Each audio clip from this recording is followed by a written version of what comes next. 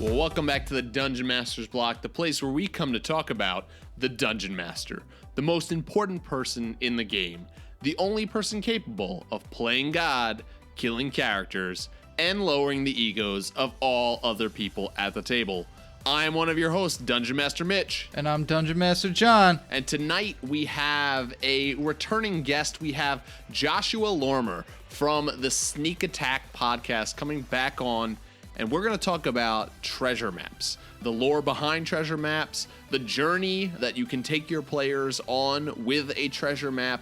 It's going to be a fantastic episode. But John, before we do that, we have some 5-star reviews. Our first 5-star review comes from Long Druid, and it's entitled, Well Done, Evolving Show. This podcast started off quite good and has evolved to become something even better. The latest content has been excellent, and I can tell that DM Mitch and company all work to continuously improve their craft. DMnastics has been taken to the next level with guests and co-stars consistently bringing added creativity to the mix. DM Neal is great at riffing with others to lift those mental weights. This is a must listen for new and old DMs alike. Start with episode 44 and jump around from there. Keep on Dungeon Masters blocking, guys. That's awesome. Thank you so much, Long Druid, for that review. Our next one comes from Alibaba7 as an entitled Great Intro. I just started DMing and this has been super helpful. They're also hilarious, so my commute is a breeze now. Perfect. Thank you so much, Alibaba7. We are glad that you enjoy the show. Bonus, we got an extra review, an extra 5-star review today. So this one is by Tacoman Gaming, and it's titled Great Advice. Starts off, I love this show. It's a great advice show. And the best feature, if you ask me, is the DMnastics. These get my own creative juices flowing. It's great to get into the gym and lift with the guys. Look at me, lift these weights. Thank you so much, Taco Man. Oh, Taco Man. Is it Taco Man? Tacoman? I don't know, but I like Taco Man. I like that a lot. Thank you so much, Taco Man Gaming.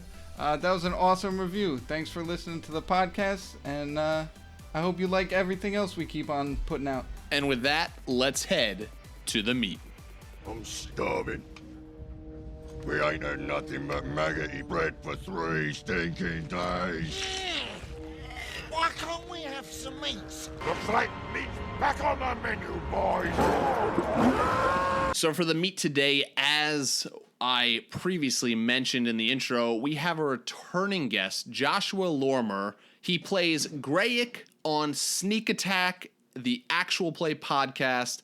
It is so good to have this man back with us today. Josh, welcome back to the Dungeon Master's Block. It's good to be back. It's good to be back, for real. Both Grayek and I are very happy to rejoin you guys. Oh, we have Grayek and Josh here with us today. Perfect. I've drawn really clear lines between he and I because you gotta be careful. Can't let Grayek take over. Important stuff. You guys could do a whole nother episode on, how to separate yourself from your character. You're reminding me of this brilliant dodocumentary on Netflix, Jim and Andy. Yes. Yes, you know what I'm talking about? Yeah, I love that documentary. If you don't know what I'm talking about, listeners, go and check it out. But it's basically Josh's life. So just Josh and Grayek. New documentary coming out on the Sneak Attack. Yeah. Special episode. It's going to happen. I've definitely got like the Jim Carrey retired beard going on. You do. So it's been a while, huh, Josh?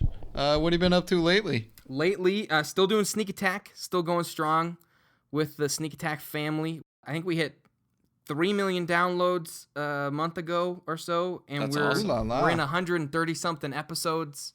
The finish line is in sight, so we don't intend to be one of those podcasts that does the same character, same storyline for forever. We do have this story will complete itself sometime in the next 6 months.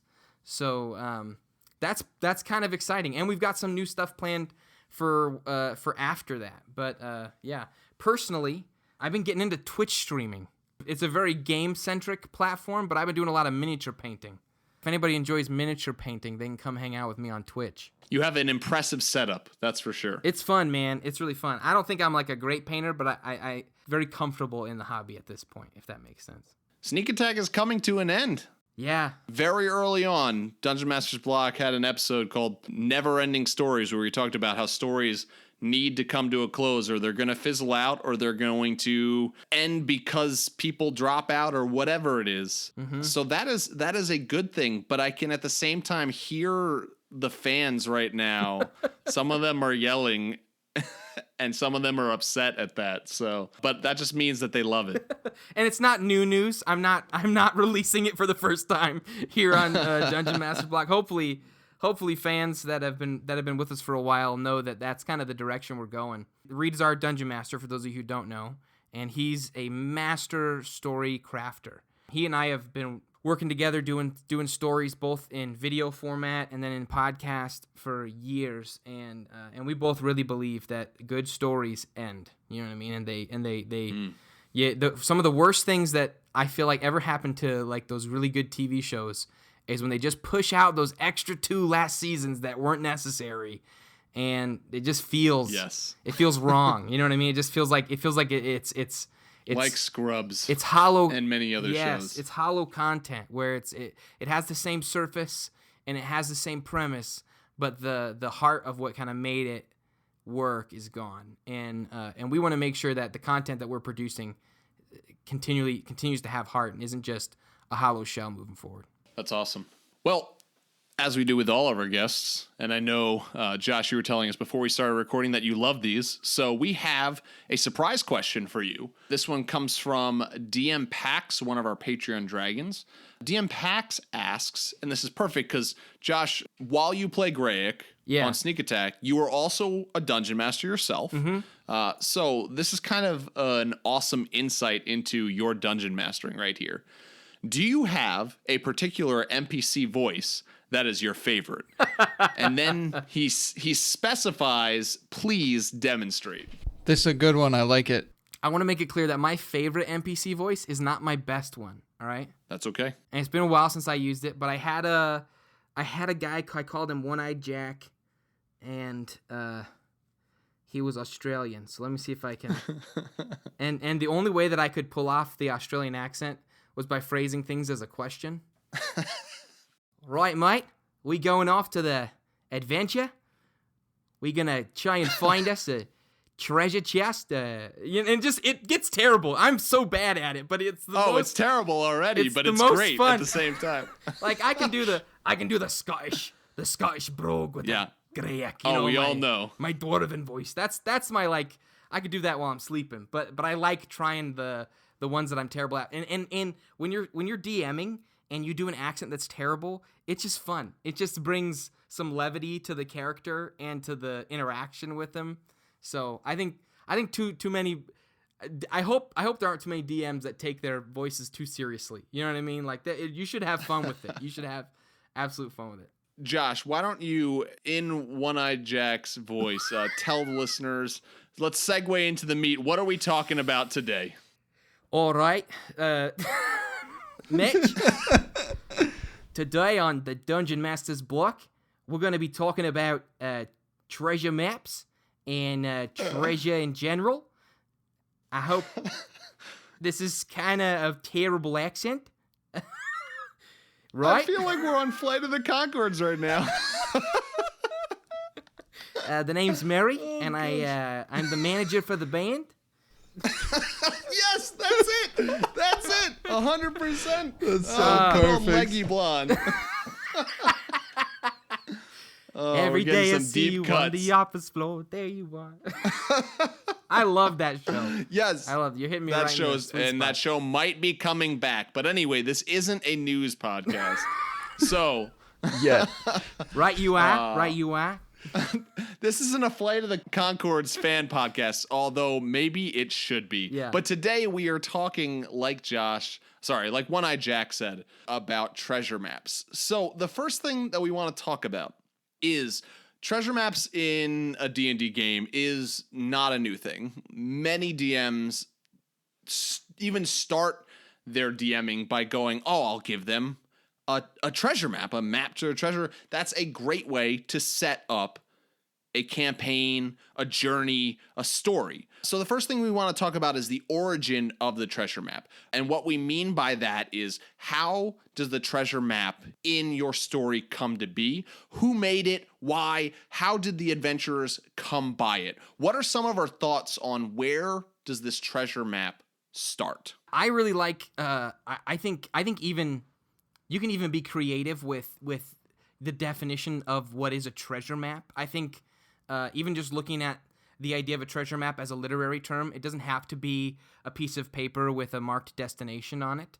It could be an ancient scroll or an ancient tablet from days long past that some scholar has only just now learned to transcribe and foretells of a treasure that if you follow this process and do these things, you'll obtain this ancient item. I'm a big fan of trying to come at classic story arcs from angles that aren't obvious, if that makes sense. Like I love the idea of my players being on a treasure map hunt without realizing that they're on a treasure map hunt. I like treasure maps, but I like the idea of more of a riddle. Like if you guys have seen National Treasure, where instead of one map telling you all the things, like here you got to go past this monster, through the ravine, over the hill to grandmother's house we go. You instead... Did you almost say grandmother's forest? Over to grandmother's forest. My grandmother had a forest. I don't know. So instead of that, you have a long riddle. Like you need to look through the eyes of the giant statue to the east and then walk 40 paces to the tree leaning over that has exactly 2 coconuts, and then from there there's an eagle's nest and you have to walk there and there'll be another clue, and then take that clue and it has 16 more ridiculous clues, and then at the end it's a riddle, and then after that maybe there's not even any treasure. It's amazing. I think of, too, if we're talking about non-traditional treasure maps, I think of the compass from the Pirates of the Caribbean movie, yes, where it's like it always points in a direction of, I mean, that treasure map changes depending on the person holding it. Yeah. But yeah, there's certainly different ways to go beyond just the standard map that everybody thinks about with the treasure map. That being said, there's nothing wrong with the standard map as well. Everybody loves a good, beautifully drawn treasure map. Being on the high seas with some scallywags, hunting down One-Eyed Jack's treasure. I'm just saying. The booty. I think that may have been the first thing that I actually DM'd. Like, this was my easy thing that was like, the mysterious stranger came out of nowhere to give the adventurers a little like jab and came in with a cloak and had a treasure map for sale. Where did you get it, old man? Like, I can't tell you that. Like, very unplanned and unstructured beginning for my DMing. I was kind of just thrown into it, but like it was a very classic, like, I've got a treasure map for sale. Here you go. And I remember giving it to my players, and it was definitely uncompleted. It was uncompleted, and it was drawn at a time that the dungeon, because it was a map to a dungeon, and then the dungeon map was part of it, had changed in the years to come. So things weren't always going to be as planned. I think there are a lot of players that they don't need to be told why they're adventuring. They just want to adventure. You know what I mean? So like a lot of young D&D groups, I would really encourage some DMs of like young groups. I'm even thinking like younger players that they're maybe not so interested in the nuances of like a really epic story and the who is your character, the economy of the world, and the how does the calendar work, you know, the moon cycle, blah blah. Like they're just like they don't need you to tell them why they hunt down the treasure. You know what I mean? They just want to go for the treasure, you know, follow the map and play in a fun world and fight monsters because it's fun to fight monsters. And as a DM, you always want to get them there to that deeper level, but a brilliantly drawn treasure map may be the thing that starts them along that path, along that journey to love role-playing and love getting deeper into it. Yes. With treasure maps, one of the questions that I think I always kind of want to know if I'm a player that's come across this treasure map is, why was this treasure map drawn? Why is this treasure buried or hidden or whatever? What's the story behind this treasure? Who was it that hid this treasure or drew this map? What are some ideas that we have for that kind of plot hooks for a treasure map? I like the idea of just like from the Mummy, like an ancient tomb full of all this ancient person's wealth and belongings, and maybe even something crazy magical, like some gold and riches for anybody who's full of greed, and maybe some important wand that can heal the sick, or something that even people that aren't greedy would want, so they go looking for the treasure. I'm a borderline cruel DM. I really like every victory coming with a tinge of failure. Whatever my group achieves, there is a kind of juxtaposition that it's not always a clear 100% victory, that in order to achieve total victory, you have to sacrifice something. And I think it's fun sometimes when the treasure is something that has been hidden away for a reason. Mm-hmm. It might not be a pot of gold. It might be something a little more foreboding or ominous. Or in order to gain the treasure finally, you have to give something. That's very much the Pirates of the Caribbean stuff, where comes with a price. They gained the riches, but they lost their, humanity. Yeah, I love that idea of the treasure coming at some sort of a price, or it just turns out to not be what you expected, or not bring you the joy that you thought it expected. The Pirates of the Caribbean movies being an obvious good example of that, to the point where the treasure, if that was a D&D campaign and you were playing those pirates, that would be the short part. That would maybe be the one night session part of the campaign. And then the rest of the campaign would have been collecting the treasure back up, getting all those gold pieces back because they needed to reverse that curse. You could do something very, very similar in your world, and started even in the sense of pretending that the treasure map quest was going to be a one-shot. And then you reveal this terrible aspect of what you've unlocked / what you've let loose upon the world. And now you have to go on this other campaign, whether you do the same characters or maybe you bring in some different heroes that have to put that treasure back where it came from. Put that treasure back where it came from, or so help me, so help me. I think, too, you really can't go wrong with the classics. An old villain's treasure trove that's been hidden away somewhere is just a lot of those classic tropes are classic for a reason. And sometimes it's fun to feel like you're on one of those old school adventures. Yeah. What I love about those kind of old feeling when you're going, oh yeah, this, evil one-eyed Jack, he hid his treasure because he knew he was going to get arrested. And so we want to find it. And when you give a premise like that, immediately, because it's so classic, most of your players are going to start creating some expectations in their mind, and the feel of the adventure is going to be something familiar, and you can really use that to your advantage. I also think of like who this treasure belonged to, like who hid it away, who buried it. If they're still alive, you have then made yourself an enemy who's going to hunt you down to find you and get that treasure back. And if they're dead, then perhaps you've made yourself an undead enemy that's going to haunt you down and make sure that you pay for taking his treasure. Yep. Or her treasure. And you know who make great treasure guardians in D&D? Beholders. Beholders with treasure sounds like a great D&D campaign, and scary to boot. Yeah. That's a great final boss right there. So we originally were talking about like different kinds of treasure maps than the traditional ones. What do you guys think about the idea of false treasure maps? Whether it's like just a map that's been put out there and there's no treasure at the end of the journey, or maybe there are numerous versions of said treasure map because the person who created that or hid that treasure wanted to make sure that it was really difficult to find. There's a bit of a balancing act with that, because in the same vein of wanting to subvert expectations, which DMs love to do, you also want to make sure that you don't lead up to a poor payoff. In storytelling, you always talk about how however long you drag something out, you got to make sure that as long as it's dragged out, that the payoff is worth what you're dragging it out to. If you create this incredible, awesome, epic adventure, but then all of a sudden it's just an empty chest at the end, unless your players learned like a really important life lesson within the hunt for it, and the payoff is the journey was more important than the destination. That I could see that working out. You'd have to be really good at DMing. I don't know if I could pull that off, but I like In the game Skyrim, one of the early quests that you go on is for the horn of Jurgen Windcaller. And it's kind of a bit of a treasure hunt. You have to follow this thing here to get the directions to this cave there, and you have to fight through this intense dungeon till you get to the most epic, one of the most epic ends of a dungeon, where you walk into this big old hall and these huge statues rise up out of the water on either side of this bridge. And when you finally get to the final area, the main bosses that were there are all killed, and there's a note.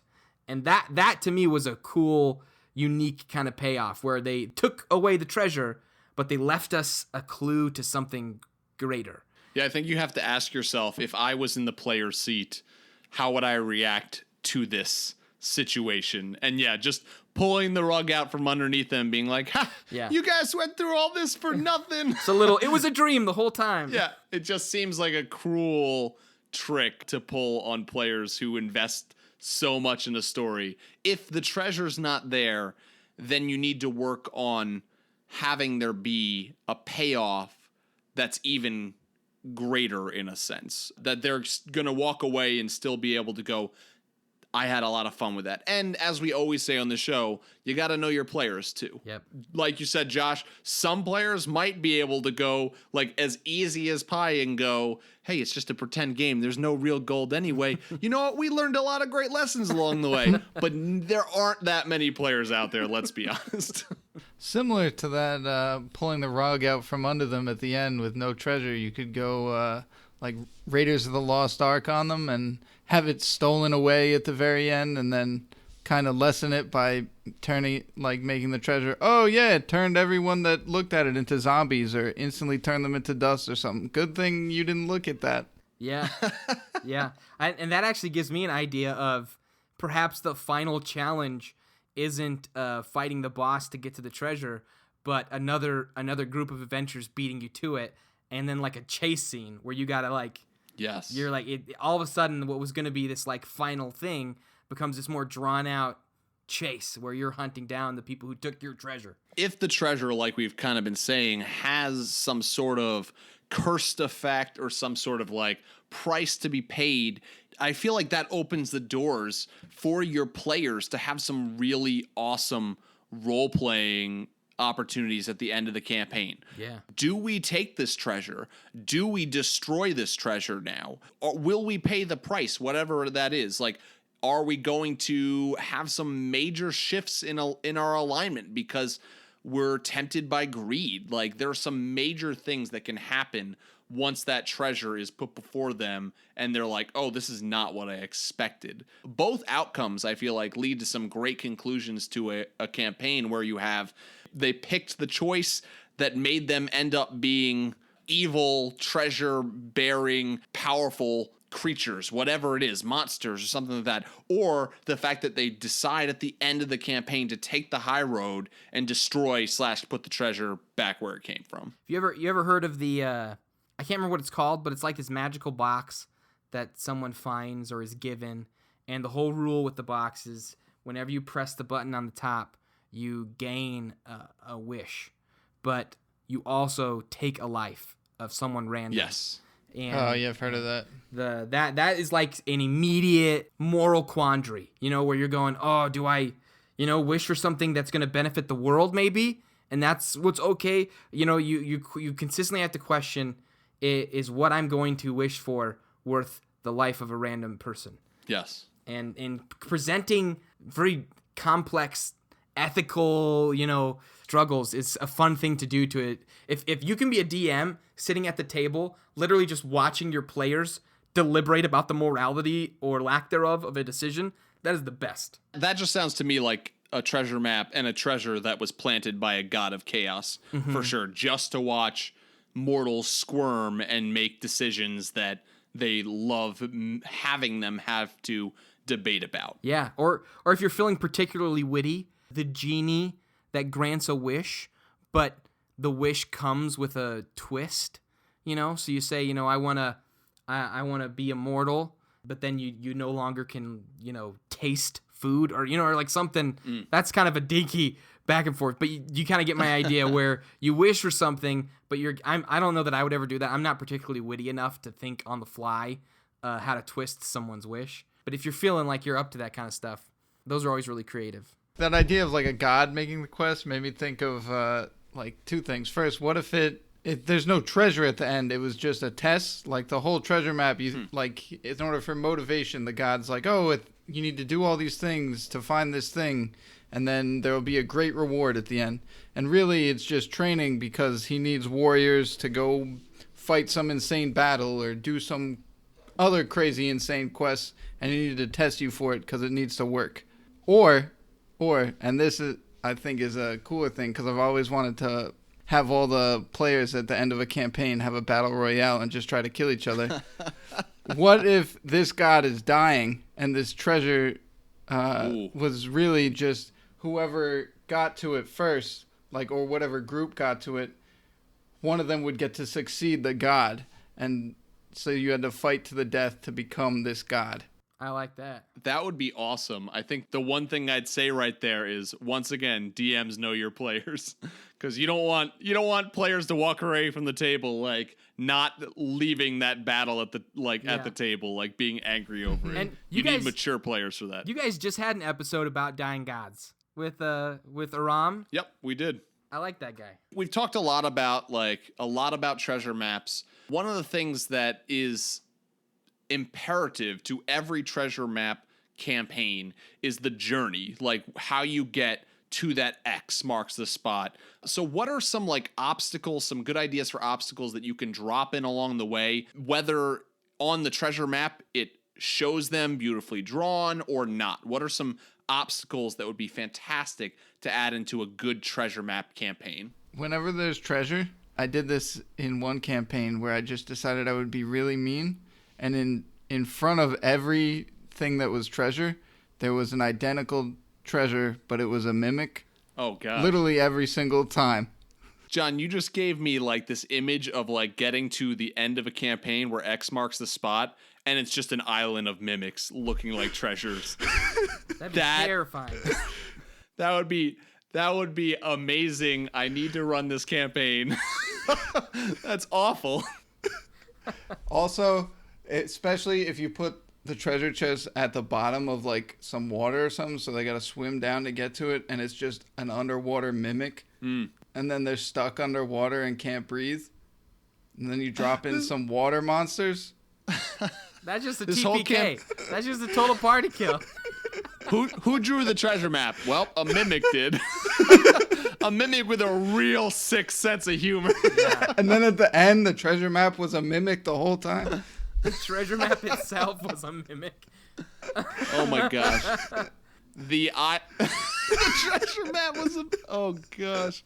That's hilarious because there actually is in the Tome of Beasts by Kobold Press. There's stats for a treasure map mimic. So there you go. Wow. It's set up for you. Wow, you did your research, man. Oh yeah, man. Gosh. That island of mimics has me both terrified and giddy at this moment. Yeah. So I think with any hunt for treasure or whatnot, there lies a great opportunity for travel sequences. You're whether it's Lord of the Rings classic. Yes, yeah. You're on the road. You have to go by boat. You have to go over a snowy mountain, under a mountain. It gives you a lot of room. I'm particularly a big fan of wizard towers. That's another classic D&D trope. Oh yeah. So I love the idea of the last person to carry knowledge of the whereabouts of this ancient artifact is Wizard One-Eyed Jack, who's up in his wizard tower. Of course. That's the only guy I'm going to reference the rest of this entire. Every character is One-Eyed Jack. Every character is One-Eyed Jack, and his eye patch turns out to be a mimic. Does he know? He doesn't know. He doesn't know. In order to get the actual location of the treasure, you have to ascend this wizard's tower, and on each level is a different magical challenge. Some are challenge your wit, some challenge your party's unity, some challenge your strength. You know what I mean? You can kind of make it, or you can make it elemental. There's a lot of creative. You can get into the nuts and bolts, but I love the idea of travel and even working off that idea with challenges like I had this idea of a treasure map, kind of going off of John. I think you were talking about challenges along the way that reveal the next clue for a treasure. But a treasure map could also be magical in a D&D world, that it only shows the next point. And until you finish a challenge or a puzzle at the next point, the trail to the treasure does not continue to reveal itself. But I love that whole idea of like, just the treasure map is showing you where the next puzzle or challenge that you need to overcome is for the rest of the map to continue to be revealed. That's very much like Ready Player One. If you guys have read that book, fantastic book. The whole goal is that you're supposed to find these Easter eggs within the game that this guy who made it left it. That actually is a great, if you want to actually learn about some good treasure hunting stuff, read Ready Player One by Ernest Cline. You can get the audiobook. It's read by Will Wheaton. It's fantastic. But basically, he has to puzzle out the Easter egg. Then once he finds the Easter egg, he has to find this key. In order to get the key, he has to complete a challenge. But there's 3 keys, and it's just like, it just keeps escalating, but you can't get to the next thing until you accomplish the first. And so it is very much, John, like that National Treasure, yeah, where the next thing leads you to the next thing. I think some other classic obstacles, especially if we're talking about piratey treasure campaigns, would be like the sea monster that's drawn on an area in your map, or like a sea of sharks or something like that, if we're going full pirate treasure hunt. I also like the idea of certain obstacles having no idea that they're there, whether or not, John, you joked about a coffee stain on the treasure map at the beginning, but like you could have burned out spots on a treasure map, or like ripped off spots.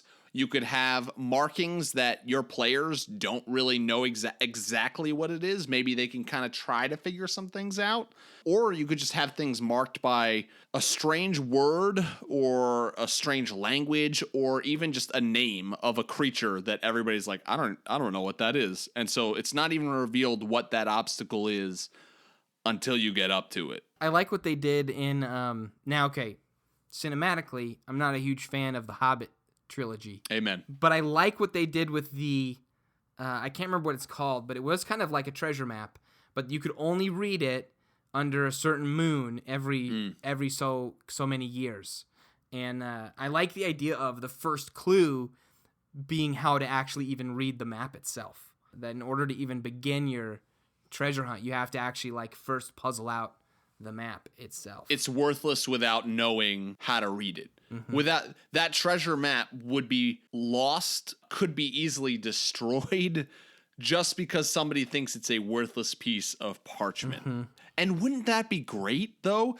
A great way to introduce a treasure map is to, what do you find in that drawer? Oh, you find just a blank piece of parchment. You have to play it off as a DM. But most players will, like, I feel like I've played with enough groups that at least one of the players would be like, I'll take it, I'll use it for notes at some point. Yeah. So later on, you can like reveal it in a cool way. But yeah, it's the mundane becoming extraordinary. Mm-hmm. One of the other things I thought would be a perfect idea if you've been looking for a place to try this out. I know for myself, I run all homebrew campaigns, but there are many, many classic D&D dungeons out there that I've wanted to run, but I never get a chance to because I'm running my own homebrew games. I think a treasure map to a dungeon with a special treasure at the end is the perfect time to pull that Tomb of Horrors out, or whatever classic dungeon that you want to run, and use that as the dungeon that is at the end of the treasure map. And you can be able to put that in your homebrew world. You might need to do a couple changes, but I think it's the perfect opportunity to do something like this. Right on. So the last thing we want to talk about today is the prize, the treasure itself. So obviously, one of the things that can be at the end, under the X, whatever it is a chest full of gold, treasure in the sense of wealth, as in the sense of gold, coins, jewels, that kind of stuff. But what are some other things that could be at the end under that X? What are some things that X can mark the spot of that could be amazing treasures for a campaign? I really like the idea of it being less an item and more like a location. Like the map leads you to the lost city of Atlantis, or it leads you to this rift between worlds where something can be had, or you know what I mean? There's a lot of great stories out there about the treasure actually being a lost continent or a group of people. A seemingly mundane archway standing in the middle of a field, but you walk through that archway and you go to a whole nother world. Yeah. Yeah, some sort of place. That is right there is an amazing way to not have there be a chest full of treasure and have your players more in awe of something they've discovered and a new adventure to begin. That would be really fun to start a game off very classic D&D in a tavern with an old sailor who tells you about a chest, a treasure, or some map, you know what I mean, that leads you somewhere, and then they get to this place and it's just immediately turns wild, and it's no longer a classic D&D adventure, but you're maybe in space, or you're, you know what I mean? Like, oh my gosh, yeah. That would be really rad. You could do some amazing things. You could have them walk through this portal and all of a sudden they're in a game of Gamma World. and there are pigmen riding around on motorcycles shooting them with shotguns. Like you could just enter into the ridiculous if you wanted to. You really could. Yeah. I like the idea of there being some kind of awesome power at the end. I don't know if you guys have seen Magi. It's like an anime. It's on Netflix now. At the end, there's some djinn that once you beat his dungeon, you go in there and he becomes your djinn, and he jumps into your weapon, and now you have all the elemental powers that djinn had as long as you're using that weapon. So all of a sudden, like, now you're basically like a firebender from Avatar or something. Like, you just, as long as you're holding this sword, you can shoot fire out of your hands or fly or do whatever, because you finished this amazing quest and found the treasure and have this awesome superpower now. In Sneak Attack, one of the first really big dungeons that we went on, the thing we got at the end of the dungeon was, this might be something interesting to consider as well. I think this is in the 30s, in the 30s of our show. So if you haven't got there or you're not sure, spoiler alert. But when we get to the end, it's called the Chronicum. And when we get to the end, we actually are given a choice of what treasure we want to get. And one of them is this big old tome, this book, and the other is this mysterious amulet that carries with it some really unique powers. And of course, we go with the amulet, because who wants a book in D&D? and that amulet has this whole slew of powers that come with it, but they only operate under these very specific circumstances.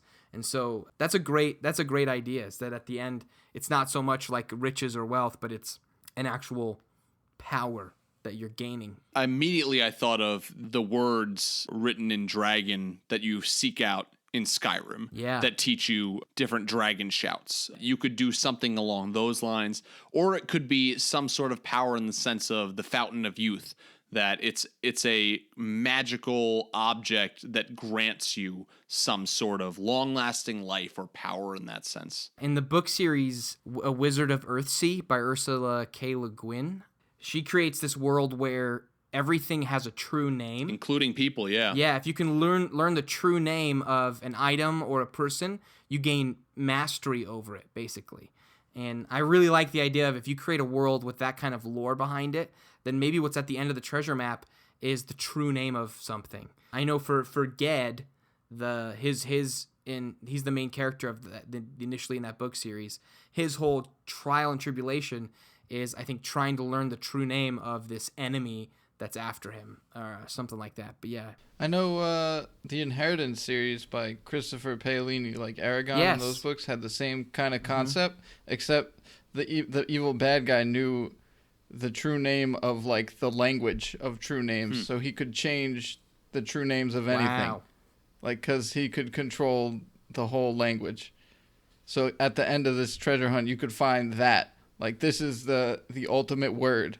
This word lets you figure out all other true names of everything, and you become omnipotent. That's pretty rad. Can we go back for one sec? I'm still struggling. What was the book? Like the amulet in the book, what did the book do? in Sneak Attack? You need to know. Spoiler alert, maybe. I need to know. The book, I think it was more of a... They were more symbols. I know Reed had actual like intentions behind each of them. I don't know if he ever made them public or not, so I don't want to cut the legs out from under him.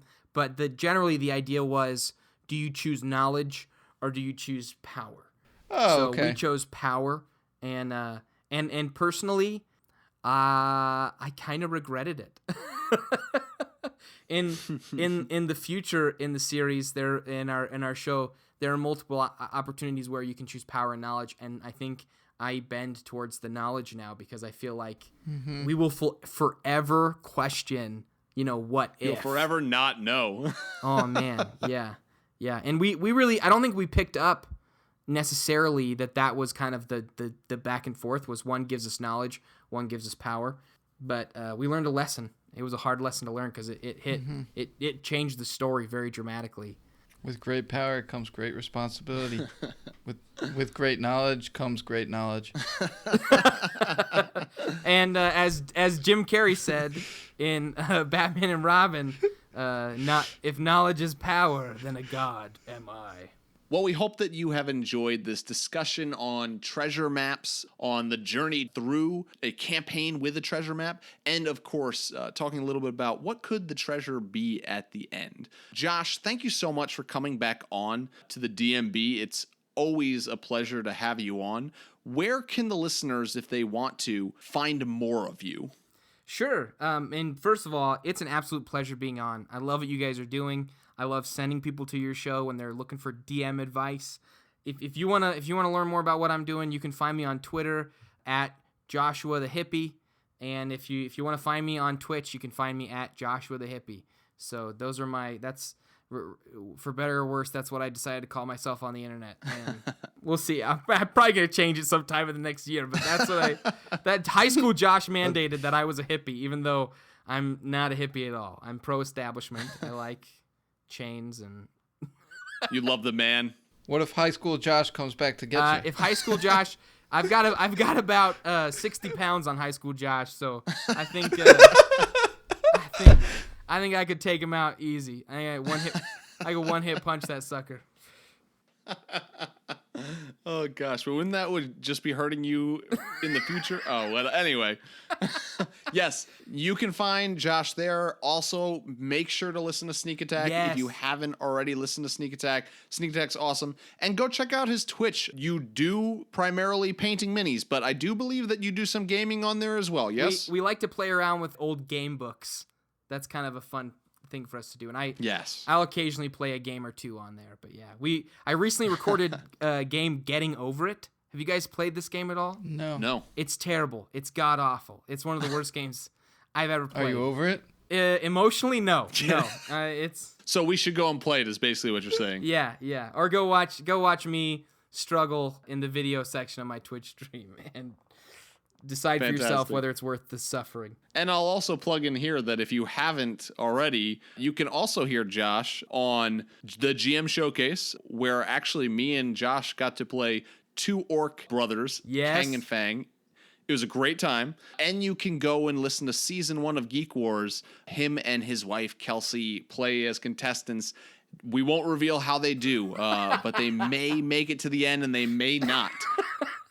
Go enjoy both of those. Mitch, thanks so much, man. I absolutely love doing stuff with you guys, and I love what you're doing. Thanks again, Josh. And with that, let's head to the mailbag of holding. But they have been asking for their mail on a daily basis. It's all they're talking about up there, That Gary. right there is the mail. Now let's talk about the mail. Can we talk about the mail, please, Mac? I'm dying to talk about the mail with you all day, okay? Welcome back to another mailbag of holding, the place where we talk about ideas, stories, and questions from you, the listener. This week, we are looking at an email from DM Savage. DM Savage wrote in to us at the Dungeon Masters Block, and one of the things that he asked about was, how much dice rolling do you let your players do? I know it will vary between DMs, but when I do get back to DMing, I want my players to only roll dice during fights and maybe scenarios like chase scenes. All the rest would be behind the scene, as I would have a copy of their stats. I know this would be a lot of extra work for me as the DM, but I think it would allow for better role-playing and preventing scenarios such as I intimidate him, I rolled an 18, make him tell me what I want to know. This is a good question. We've actually had this question posed to us a couple times over the years. And so for me as DM, I let my players do 98% of the rolling. There are a few types of skills that I roll behind the screen for, and that usually comes down to insight checks when you're trying to figure out if a character is shady or something along those lines, or if they are lying.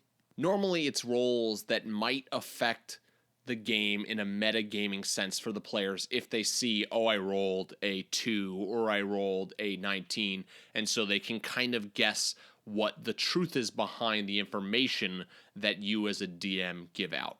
But in general, I think most players are going to want to roll their own dice. In fact, that word of their own is, I think, a very important thing. If players have bought their own dice and they're not allowed to use them, I could see some players being a little bit upset with that. I know personally as a player, which I don't get to be that often, I like to roll my own dice. I like to be in charge of my fate. As a DM, if you are rolling player dice behind the screen, because that is how some DMs do DM, although I don't think it's that very many anymore. One thing I would say is that you have to assure your players, and not just assure them, but also keep to this.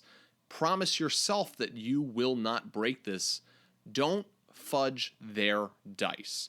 If you are okay as a DM with fudging some monster rolls and things like that, we've talked about that on the show before. That's okay to a degree, but do not fudge players' dice if you're going to roll them for them. It's not fair. Anyway, that's a great question, DM Savage. We hope that that helped you and any other listeners who are maybe thinking about doing something along these lines. So thanks so much, DM Savage, for writing in. Thank you so much for listening to this episode. We had a lot of fun talking about treasure maps and the things we like about them, the treasure at the end, all the middle parts. You guys were here, you heard. If you want to get in contact with us, you can email us at dungeonmasterblock@gmail.com. And if you like what we're doing, you like what you're hearing, we'd love it if you guys would give us a 5-star iTunes review. We'll read it on air just like you heard at the beginning of this episode. It'll be really cool. You'll be famous. You can follow us on Twitter at DMS_block. That's at DMsBlock. And you can also like our Facebook page. Both of those places are great places to go for updates about the show. We have a Patreon member shout out of the week. And this shout out goes to James Eck. Thank you so much, James Eck. James is a silver dragon. We very much appreciate the support of our show and of the Block Party Podcast Network.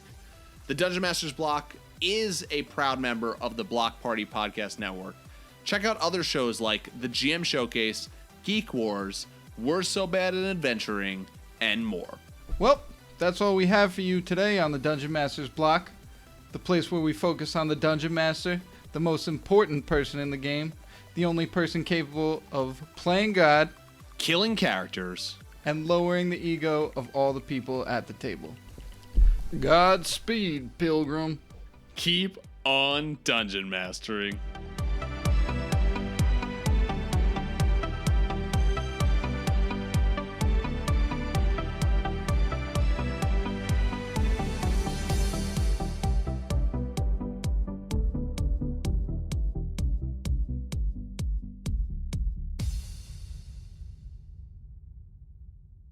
Goodbye.